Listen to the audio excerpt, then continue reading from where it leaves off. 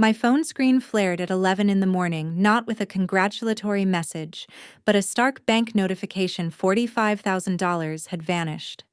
I am Valerie, 29 years old, a financial director in Seattle, and I had just been fleeced by my own parents. My parent had emotionally ambushed me for weeks, convincing me I needed to fund a monumental family event, their 35th wedding anniversary vow renewal. My mother, Susan, sobbed over the phone, claiming it was Dad's last wish before a major high-risk heart surgery. I succumbed to the guilt and transferred the colossal sum to various vendors, believing I was buying peace and perhaps a shred of the love I always craved.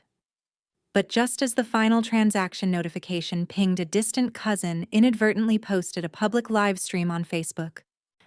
I stared at my computer screen. My parents were raising their champagne flutes at the very venue I had paid to rent the Willows, but the banner over the white silk arch did not read, "Robert and Susan, 35 years." It read, "Bianca and Julian just married." The shock was absolute. I was not only financially exploited, I was erased from the guest list of the wedding I funded. A few seconds later, a text arrived from my sister. "Thanks for paying, dummy. Don't even think about showing up to ruin the photos." The glow from the screen felt ice cold in my eyes. I didn't weep or shake. Something cold and sharp formed inside me instead. I realized $45,000 had just bought me the right to flip the entire chessboard. Before I show you exactly how I brought that lavish party crashing down in 5 minutes flat, let me know what time it is and what city you are watching from in the comments below so I can see how far my story has traveled. Don't forget to subscribe and turn on notifications to follow my journey to reclaim what is mine. 2 decades ago, the unwritten law in my house was already clear. My older sister Bianca was the sun, and I was merely the shadow she cast. To understand why I acted so ruthlessly on that wedding day, you must first know about the empty lunch boxes and threadbare hand-me-downs of my childhood. Bianca was showered with new designer dresses and elaborate birthday parties at the local country club, while my birthdays were typically ignored or celebrated with a single store-bought cupcake and the instruction to be quiet because Bianca needs to study. My mother, Susan, excelled at emotional warfare, subtly weaving the narrative that Bianca was sensitive, deserving, and delicate, whereas I, Valerie, was resilient, tough, and therefore expendable. When I brought home straight A's, my father, Robert, would nod and say, "Good. Now go help Bianca with her art project." When Bianca failed a class, my mother would rush to her defense, blaming the teacher and showering Bianca with gifts to cheer her up. This cycle instilled a harmful belief in me. My only value was in what I could sacrifice or provide. The most agonizing memories involved Bianca deliberately sabotaging my meager possessions, cutting up my school project, or spilling paint on my favorite book only for her to be praised when I took the blame to maintain family peace. I grew up thinking my existence was a burden that I needed to continuously pay off. The only sanctuary I ever found was in my paternal grandfather, Arthur. He was a quiet, observant man who saw through the facade.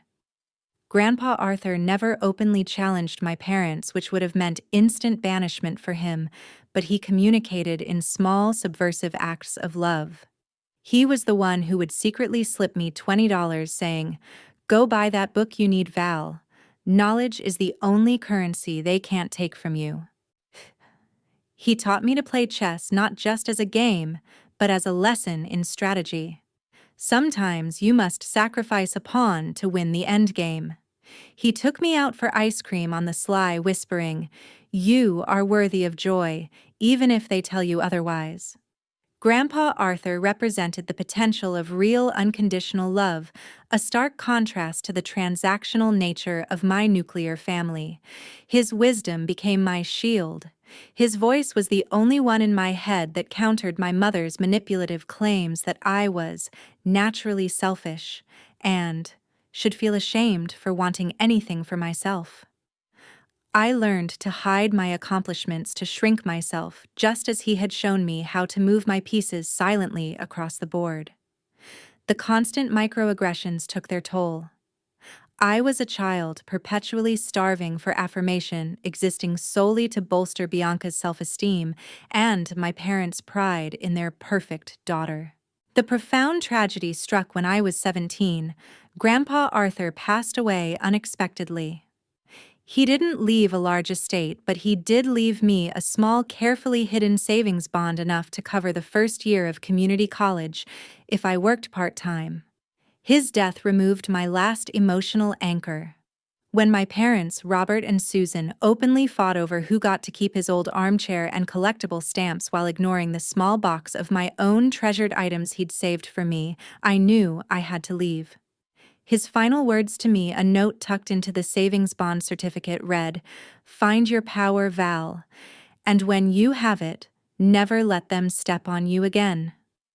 The atmosphere in the house after his funeral was suffocating, filled with the loud, demanding grief of my sister and the feigned sorrow of my mother.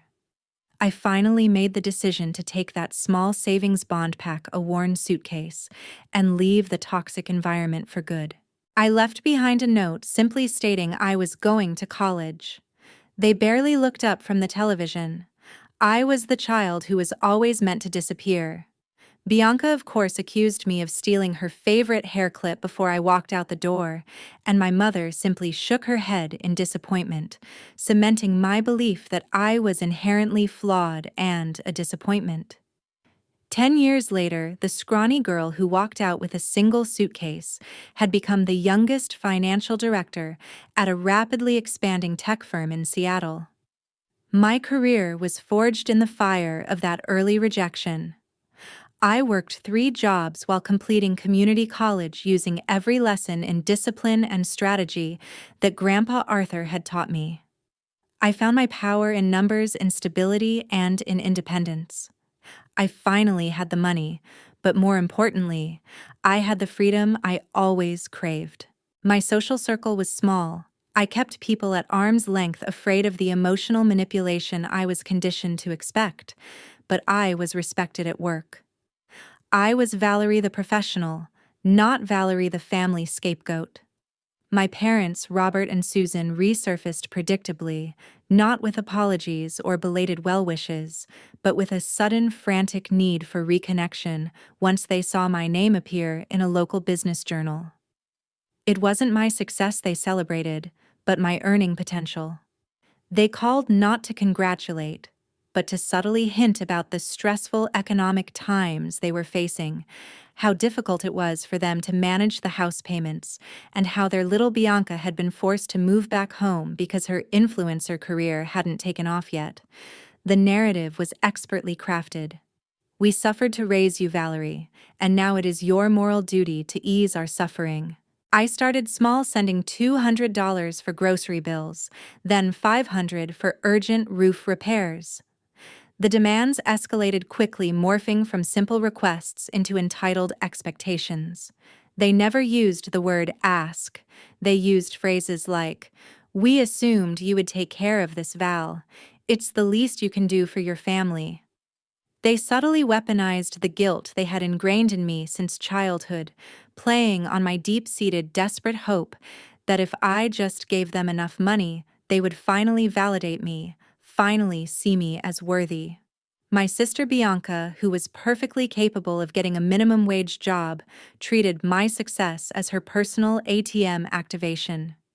She'd call not speaking to me, but leaving voicemails for my mother where I was clearly meant to overhear. "Mom, tell Valerie that paying for a nice manicure is such a small thing compared to the years of emotional stress I endured because of her absence." The audacity was breathtaking. She lived at home, still had her whims catered to by my parents, yet constantly sneered at my corporate life, calling me a corporate automaton and a slave to the capitalist machine. Ironically, while demanding I fund her unsustainable lifestyle. I knew their behavior was toxic, yet the ingrained need to please, the faint possibility of reconciliation, kept me writing those checks. The true escalation began when Bianca started dating Julian. Julian was a pompous surface-level man who inherited a middling real estate portfolio. He was all expensive suits and superficial chatter, exactly the kind of man my parents believed their perfect daughter deserved. Their engagement elevated the family's level of entitlement into the stratosphere. My parents, Robert and Susan, became obsessed with maintaining a facade of wealth to impress Julian's family, constantly reminding me that if they lost face, Bianca's future would be ruined, and it would ultimately be my fault. I was financing their illusion, a silent, disposable resource. I became their personal high-interest line of credit, always available, always expected to dispense funds, and never ever thanked. Their gratitude was perpetually directed toward Bianca for simply existing beautifully, while I was only acknowledged for my ability to pay. Following Bianca's extravagant engagement, the financial requests stopped being subtle and became increasingly aggressive. The engagement ring alone was paid for with the money I had been sending for property taxes. My parents, Robert and Susan, were now determined to match the perceived status of Julian's family, and that meant the wedding planning instantly became my financial burden disguised as a family obligation. I was explicitly informed, not asked, that I would be purchasing a new luxury SUV for Bianca as an engagement gift, ostensibly because her decade-old sedan was embarrassing to Julian's parents. The sheer arrogance of the request made my hand tremble as I held the phone. I finally found my voice a rare and shaky sound. "No, Dad, I am not buying Bianca a new car. I paid for my own first car, she can save up for hers." The reaction was immediate and brutal. My father, Robert, launched into a tirade, his voice strained and accusatory. "After everything we sacrificed for you, Valerie, you are an absolute disgrace. You are actively trying to sabotage her success because of your petty jealousy." Then the phone was handed to Susan, my master manipulator. Her voice was not loud but low-laced with disappointment, which was always far more painful. "You have such a cold heart, Val. I don't know where we went wrong with you. Bianca is so sensitive. This stress is making her physically ill. Can't you just swallow your pride and do this one thing for your mother?" They were expertly using my ingrained need for their approval and my fear of being the bad daughter to weaponize my wallet. I stood my ground on the car, but the emotional cost was devastating. I compromised, agreeing to quietly pay off a significant portion of their mortgage, a $25,000 sacrifice, just to silence the agonizing emotional blackmail. This compromise, however, was seen not as generosity, but as a weakness to be exploited further. The requests started becoming bizarre and highly specific. I paid for a $3,000 wedding gown fitting experience for Bianca, which included flying in a celebrity stylist. I paid for Julian's bachelor party deposit, which incredibly I found out was more than my entire college tuition. Every family dinner became a relentless casual barrage of financial assumptions. They would discuss the wedding menu. "Valerie can handle the lobster course, right?" Or the floral arrangements. "We need those imported Dutch tulips. Darling, Valerie loves flowers, she won't mind. The $3,000 will she?" The utter disregard for my feelings, my own financial goals, or even my mere presence was staggering. I was merely a silent utility, an extension of their wealth lacking any autonomy. My only respite was staring at the small framed photo of Grandpa Arthur on my desk, remembering his words. "You are worthy." But the voice of my mother ringing in my ears kept whispering, "You owe us." This relentless exploitation was not just about money, it was about control, maintaining the cruel power dynamic established decades ago. I was suffocating under the weight of their entitlement, and yet I couldn't bring myself to completely cut the cord, still clinging to that faint, foolish hope that one day the money would buy me redemption. 2 months before the previously scheduled wedding date, the elaborate deception that would finally shatter my loyalty was put into motion. It began with a frantic late-night call from Susan, Her voice was shaky, bordering on hysteria, a tone I knew instantly signaled a high-stakes emergency. "Valerie, something awful has happened. Your father, Robert, he's in the ER. They think it's a major cardiac event." My heart immediately seized, the professional veneer crumbling instantly as primal worry took over. I booked the first flight home despite her weak protests that I didn't need to come. When I arrived, the crisis was apparently manageable, but the prognosis was grim. A fabricated doctor's note was conveniently left on the kitchen counter detailing severe cardiovascular disease and a high-risk surgery scheduled for the near future. My mother looked exhausted, frail, the perfect image of a wife facing tragedy. This became the core of their masterful manipulation. Susan played the grieving martyr flawlessly. She spoke tearfully about the fragility of life and how Robert's deepest regret was never giving her a proper, lavish wedding when they were young. Now facing his mortality, he only had one last wish: to renew their vows in a grand ceremony, a beautiful farewell to their life together. "It has to be perfect, Val," she whispered, tears rolling down her carefully creased cheeks. "Your father wants one last chance to give me the fairy tale before he goes." The pressure was immense. They even staged a conversation where Bianca reluctantly agreed to postpone her own wedding, a huge sacrifice, they emphasized, to prioritize her father's dying wish. "Bianca is being so mature about this, Val," Susan stressed. "She understands the importance of family above all." I felt an overwhelming wave of guilt and duty. This wasn't about a party. It was about easing the pain of a parent who might be dying. The years of resentment melted away in the face of alleged tragedy. I agreed immediately to fund the entire event, which, according to the meticulously prepared quotes, totaled $45,000. I signed the contracts and transferred the funds directly to the wedding planner, the florist, and the caterer, all under the event name, the Smith Vow Renewal. Susan ensured every last detail was handled discreetly. She emphasized that because of Robert's delicate health, the ceremony needed to be intimate, a closed event before the reception dinner. "Just you, me, your father, and a few close relatives for the ceremony, Val. No need for you to be there until the reception starts at 6. Your father needs his rest." I interpreted this as consideration. In reality, it was their calculated strategy to keep me far away until the deceit was complete. After securing the funds, my parents' demeanor changed instantly. Robert, the ailing patient Kulsheim, was suddenly well enough to go golfing. Susan's chronic fatigue vanished. They were constantly on the phone, laughing and secretive. I tried to push down the nagging voice of skepticism. I told myself I was finally doing something truly good, something selfless, something that would finally earn me the love that I deep down still foolishly craved. The last piece of the puzzle was delivered when I mentioned coming up early to help decorate. Susan immediately vetoed the idea with chilling dismissiveness. "Oh no, Val. You wouldn't know how to handle these expensive silk flowers. And honestly, you're better off staying out of the way. We have professionals for this."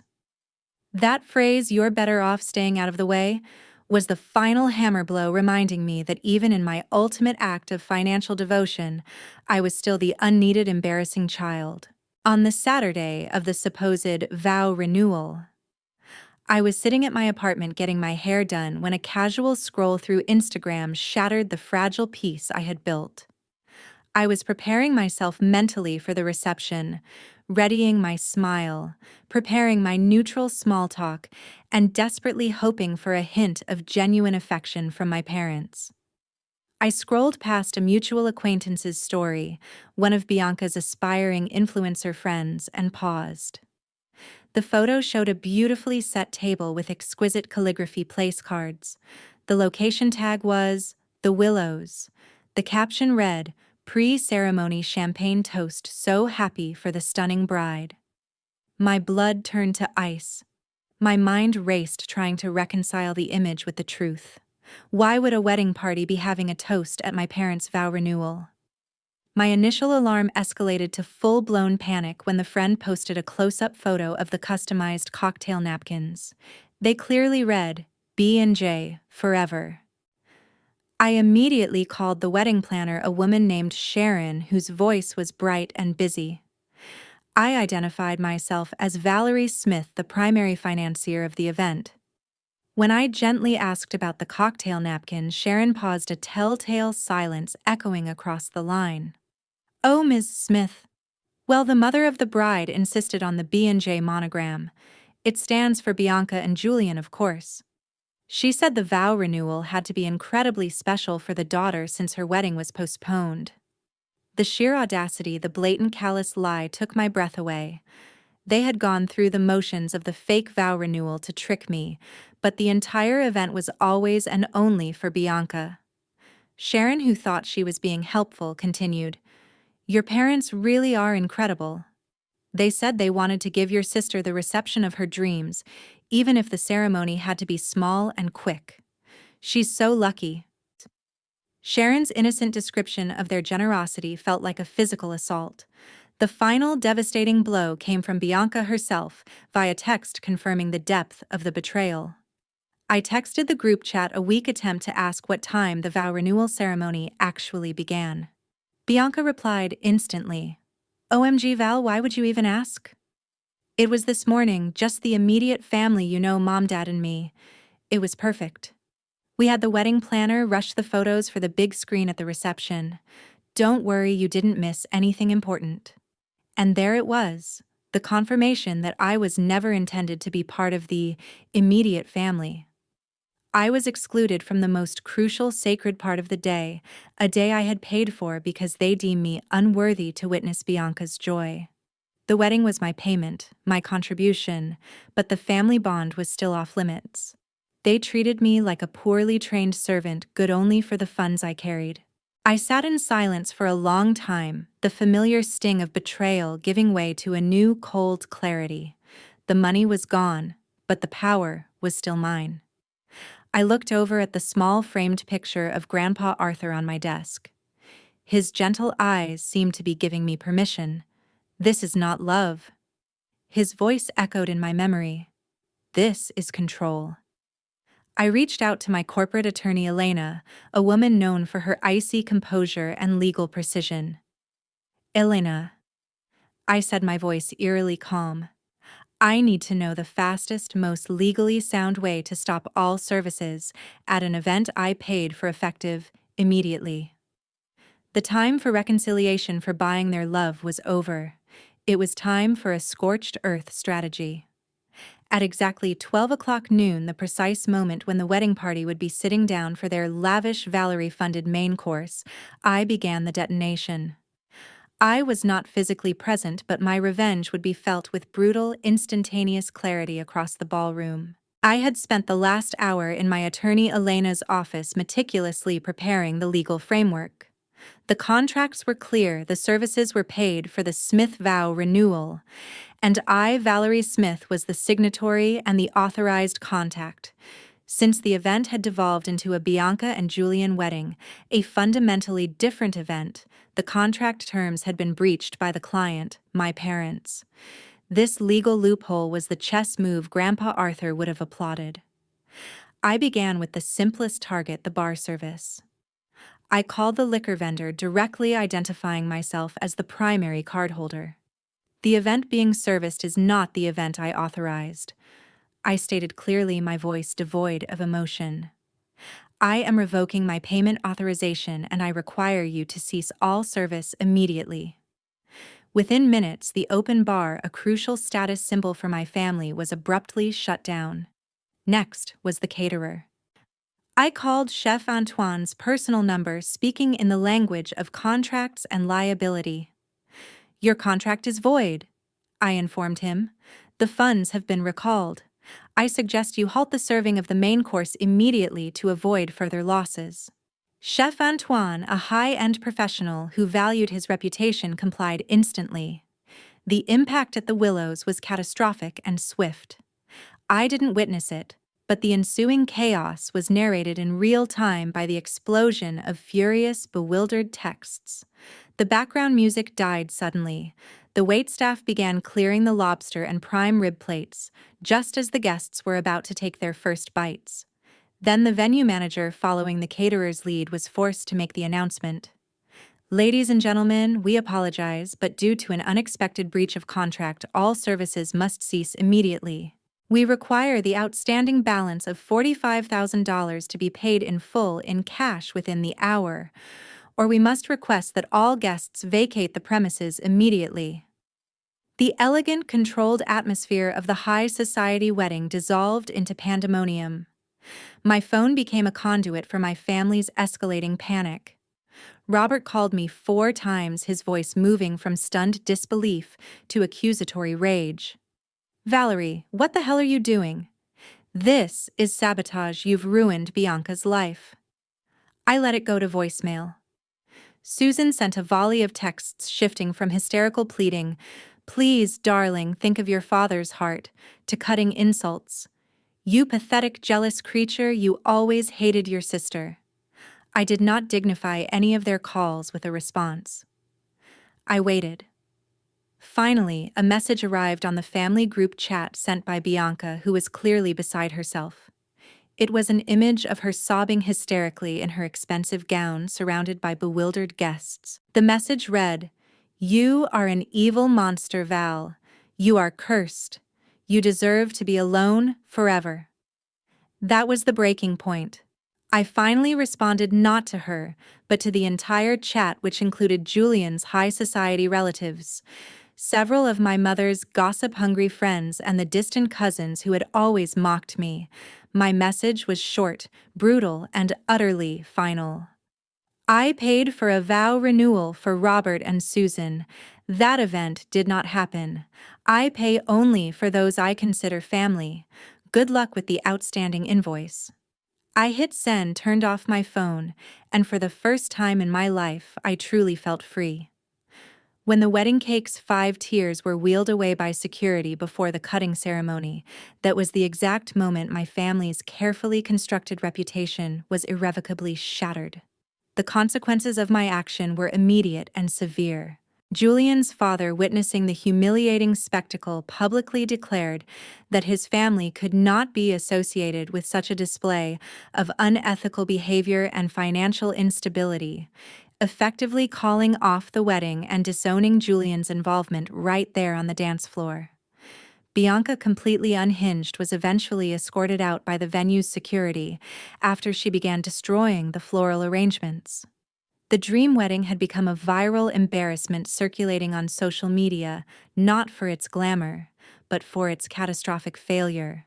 The next few weeks were a relentless barrage of emotional warfare aimed squarely at me, but I was ready. Robert and Susan were forced to hastily liquidate a retirement account and take out a high-interest emergency loan to cover the outstanding debts and breach of contract penalties levied by the venue and caterer. Their attempt to maintain a facade of wealth crumbled, leaving them exposed and heavily leveraged. They drove to my apartment building several times, initially demanding, then pitifully pleading, and finally screaming insults. My lawyer, Elena, had anticipated this. I obtained a short-term restraining order citing their history of financial exploitation and the recent emotional distress. When they next tried to approach my residence, the building security immediately escorted them away. That day, watching my mother's tear-stained, enraged face disappear behind the marble columns was the first time I felt that I was truly safe. The financial burden was gone, but more importantly, the psychological leash they had held for 2 decades was finally snapped. Bianca's life, which had been built on entitlement, and my money quickly spiraled. Without Julian's status or my financial backing, her influencer dreams were revealed as hollow. She blamed me entirely for her misfortune, sending lengthy vitriolic messages accusing me of destroying her future out of jealousy. I simply archived them. I had chosen my chess move. Now I had to live with the result. I wasn't driven by petty spite anymore, but by self-preservation. I had finally prioritized my own mental health and financial stability over their toxic demands. 3 months after the wedding fiasco, I used the energy and time I once spent managing my parents' debt to focus entirely on my career.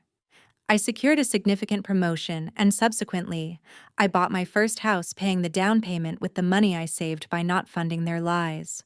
I was finally building a life where my worth was measured by my character and my efforts, not by the depth of my wallet. On the day I signed the closing papers, I drove to the cemetery and sat by Grandpa Arthur's grave. I didn't cry. I simply placed a bouquet of fresh sunflowers and whispered, "I did it, Grandpa. I used my power. I finally protected myself." The peace I felt was absolute, profound, and bought with the currency of courage, not compliance. The most crucial realization I want to share with anyone watching this.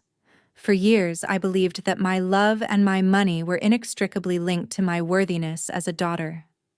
I was constantly trying to buy back the love that was never for sale. But the moment I revoked the funding, the mask of their conditional love dropped, instantly revealing the cold, manipulative transaction beneath. That pain was necessary. The truth is, family is not a justification for accepting exploitation. Your financial stability and your mental peace are not a debt you owe for being born. When you stop financing their dysfunction, the truth of their character will be exposed, and that revelation is the ultimate freedom. Never let guilt be the controlling hand on your wallet. You have the right to set boundaries, even if it means tearing down the entire family chessboard. Thank you for listening to my story. If you have ever been the scapegoat, the silent provider, or the one always expected to pay, I hope this gives you a small measure of courage to reclaim your power. I know this is a difficult topic, and I would be honored if you would share your thoughts and opinions below. Your courage might inspire someone else.